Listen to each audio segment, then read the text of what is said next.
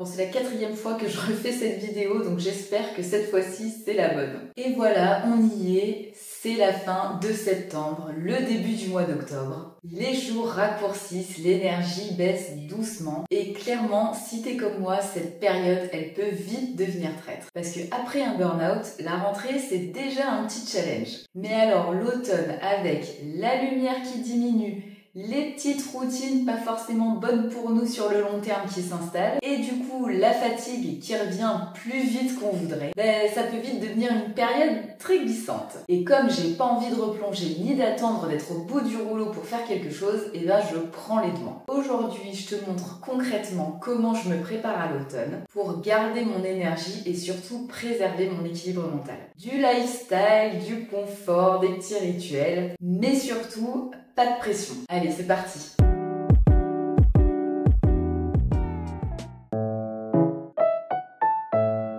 À chaque changement de saison, il y a quelque chose que j'adore faire, c'est faire un grand tri, un grand ménage. Surtout là que ça fait juste 3 mois que je vis dans les poussières et les travaux, mais on y reviendra un petit peu plus tard, donc reste bien jusqu'à la fin de la vidéo. Si tu me suis depuis un petit moment, tu sais que je suis assez minimaliste, et donc minimaliste un jour, minimaliste toujours. Je prévois donc de passer les prochains week-ends qui viennent selon l'avancement des travaux, à trier chaque pièce et à ne garder que ce qui sparkle joy, comme dirait notre amie Marie Kondo. Je sais pas si tu connais, mais si tu connais pas, c'est un petit peu la papesse du rangement à la japonaise. Si ça t'intéresse, je te mettrai un petit lien juste en dessous si tu as envie d'aller voir à quoi ça ressemble. Et même en étant minimaliste, c'est vrai qu'il y a on peut toujours trouver quelque chose qui va encombrer notre quotidien ou qui va le rendre toujours un peu moins pratique.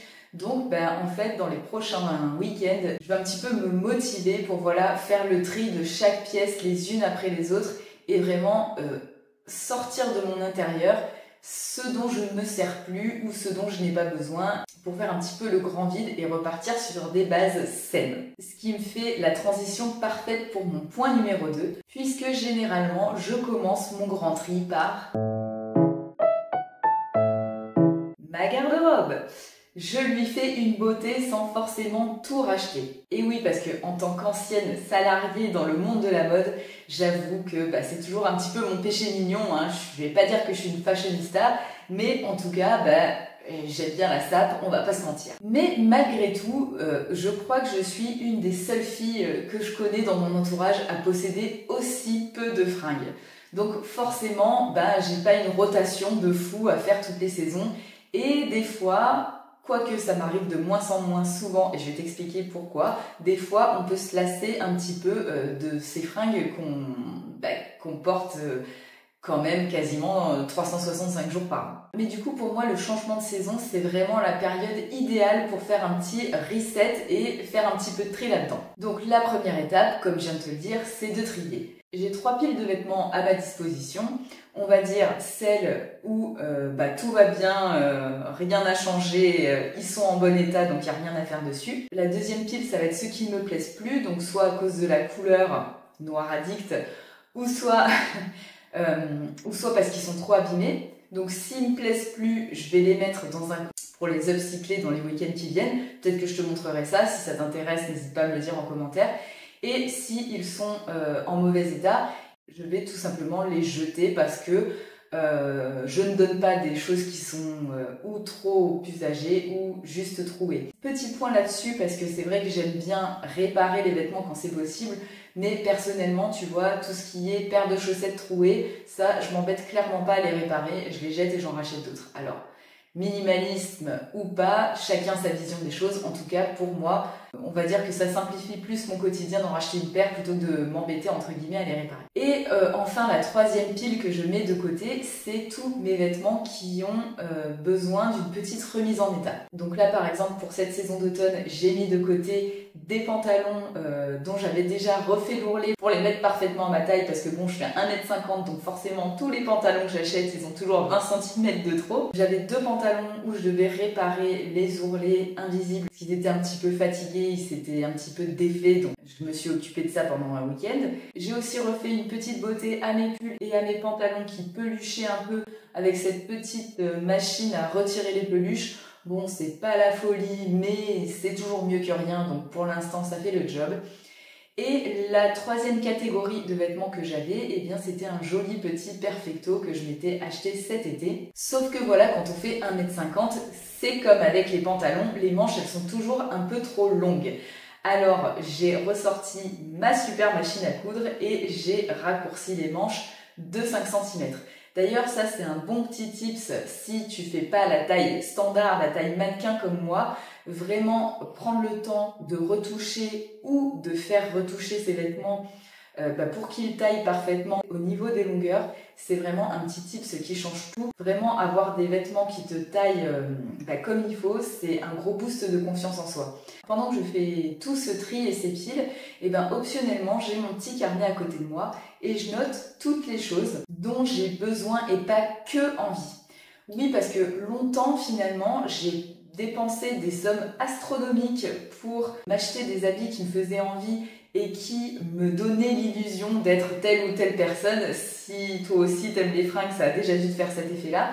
Et au final, j'ai dépensé des fortunes dans ces super jolies fringues, mais une fois que je les mettais, au final, c'était pas vraiment moi et elles finissaient par pourrir dans le placard et finir sur Vinted à moins 50, moins 70%. Donc je t'explique pas la perte de temps et d'argent que c'était. Maintenant, ce que je fais, c'est que quand j'ai envie besoin d'un nouveau vêtement, mais que je suis pas vraiment sûre de mettre parce que c'est pas mon style habituel ou que j'y suis pas trop habituée, j'achète la version, on va dire, pas chère. Comme la saison dernière, par exemple, j'ai acheté un châle parce que je suis très frileuse et comme j'étais pas sûre que ce soit le style de vêtement qui m'aille ou que j'ai envie de porter, j'ai acheté la version pas chère. Mais finalement, je vois que je l'ai vraiment mis tout l'hiver et je l'ai déjà ressorti cette saison. Donc c'est clair que quand celui-là sera trop usagé pour être porté et que je devrais en racheter un autre, je prendrai la version un peu plus éthique ou un peu plus qualitative en tout cas, qui pourra me durer encore plus longtemps. En parlant de liste, la troisième chose que je fais, c'est justement de faire des listes de choses un petit peu slow life pour me faire plaisir.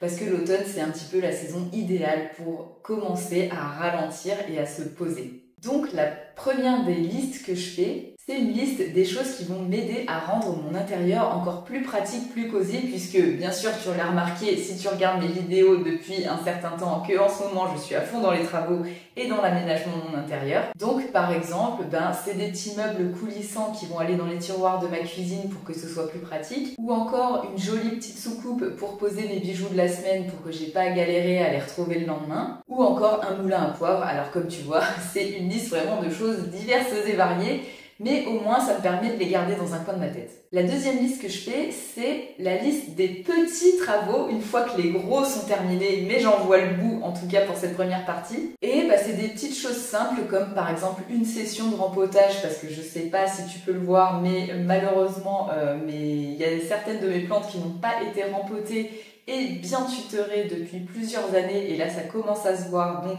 j'ai envie de prendre le temps de faire ça cet automne. Ou encore, comme je te le disais, une grosse session de tri pièce par pièce, ou juste la liste du simple entretien des choses que j'ai déjà pour éviter d'en racheter justement. On continue les listes avec, bien sûr, on n'allait pas les oublier, la liste des recettes cosy que j'ai envie d'essayer pour cet automne. Par exemple, j'ai spoté une petite recette de fondant au chocolat cœur coulant pistache qui m'a l'air vraiment pas mal.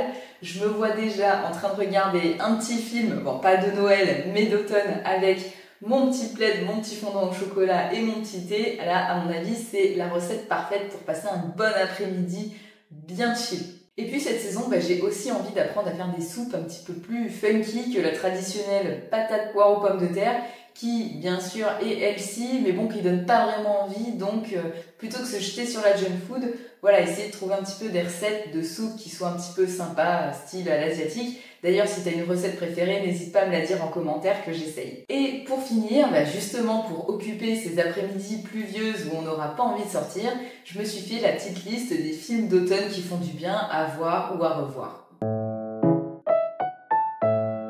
La quatrième chose que j'ai faite pour anticiper un petit peu cette saison d'automne, c'est de me recréer des routines qui me donnent envie, et notamment celle du soir. Je sais pas si tu as suivi mes dernières vidéos, mais c'est vrai que ces derniers temps, ma santé mentale et émotionnelle était pas au top. C'est dû à des événements qui se sont passés dans ma vie privée que je n'étalerai pas ici, mais c'est vrai que je me suis rendu compte que les mauvaises habitudes, celles qui te réconfortent de suite mais qui sont pas bonnes pour toi sur le long terme, avaient tendance à reprendre le dessus.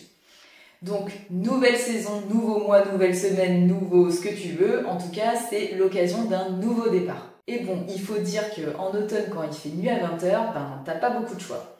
Soit tu passes ta soirée à binger Netflix ou à scroller Insta jusqu'à ce que tu tombes de fatigue, ou alors, la deuxième option, c'est que tu peux prendre soin de toi.